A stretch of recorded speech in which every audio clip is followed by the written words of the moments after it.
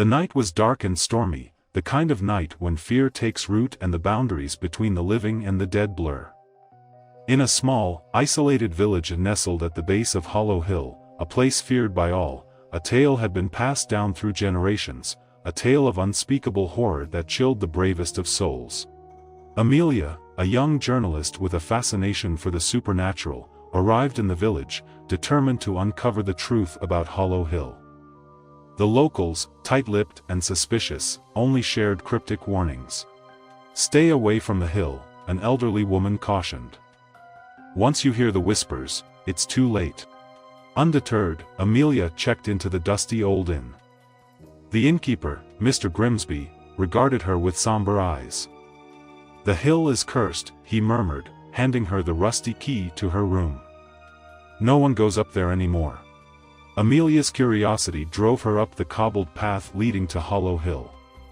She felt a strange energy as she ascended, a presence that seemed to beckon her onward. The forest was thick with gnarled trees, their branches reaching out like skeletal hands. As she reached the summit, a dilapidated mansion loomed, its windows shattered, and its walls crumbling. The air was heavy with an eerie silence that swallowed her every step. An overpowering scent of decay hung in the air, and distant whispers played tricks on her ears. Inside the mansion, Amelia discovered an old journal, the pages yellowed and brittle. It belonged to a man who lived there a century ago.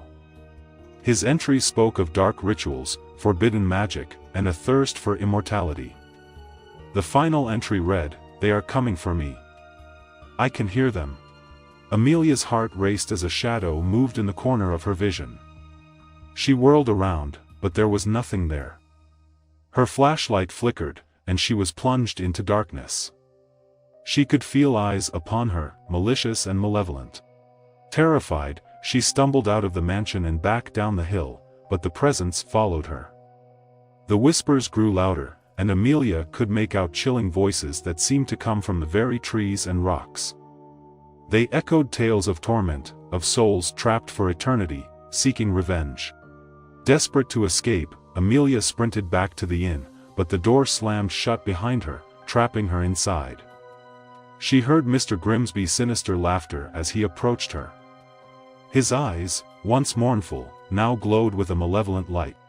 "The hill demands a sacrifice," he hissed, his voice a twisted mockery of humanity. "And you, my dear, are the offering." Amelia realized too late the truth of Hollow Hill. It was a place where the living and the dead converged, where the boundaries between worlds blurred.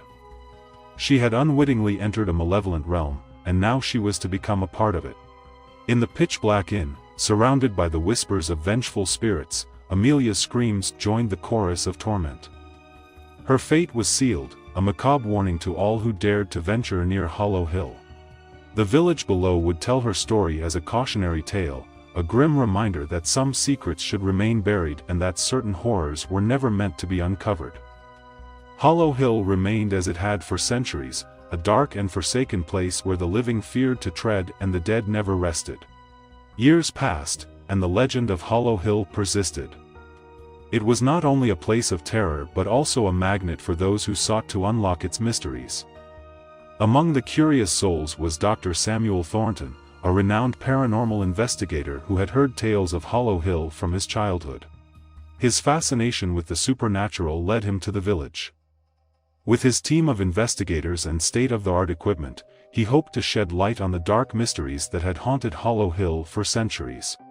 Upon arrival, Dr. Thornton and his team were met with a mixture of curiosity and trepidation from the villagers. The locals, still haunted by the events that had claimed Amelia, were reluctant to speak about the hill. But Dr. Thornton was determined to unravel the truth. He began by setting up a base camp at the foot of the hill. The team consisted of experts in paranormal phenomena, each armed with cameras, audio recording devices, and other equipment designed to capture evidence of the supernatural. They were determined to document the unexplainable. As night fell, Dr. Thornton and his team made their way up the winding path to Hollow Hill.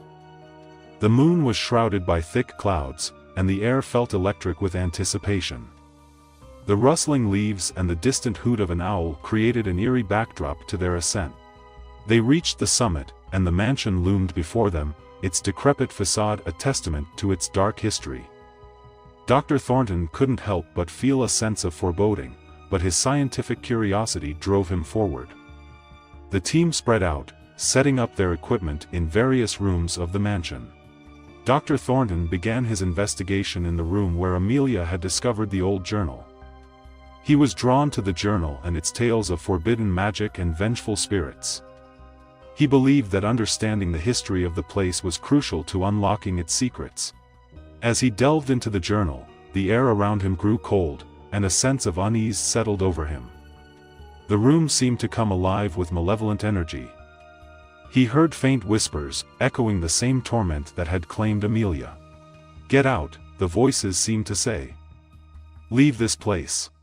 Dr. Thornton recorded everything, capturing the chilling voices on his audio equipment. He could feel the presence of something otherworldly in the room with him, something that had been waiting for this intrusion. Meanwhile, his team members in other parts of the mansion began to experience their own terrifying encounters.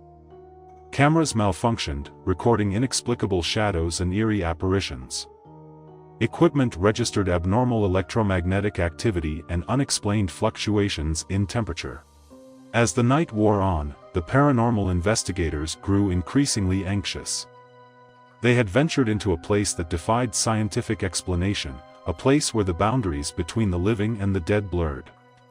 They realized that they were not alone in Hollow Hill. In the early hours of the morning, as Dr. Thornton and his team regrouped, a deafening sound reverberated through the mansion. The very walls seemed to tremble, and the investigators were thrown to the floor. It was as if the house itself was rebelling against their intrusion. Desperate to escape the relentless malevolence that surrounded them, Dr. Thornton and his team made their way to the mansion's entrance. But as they reached the threshold, the massive wooden doors slammed shut with an otherworldly force, trapping them inside. Panic set in as the investigators realized they were now prisoners of Hollow Hill, just as Amelia had been. The malevolent presence that had claimed her had returned, and it was determined to exact its revenge on anyone who dared to enter its domain.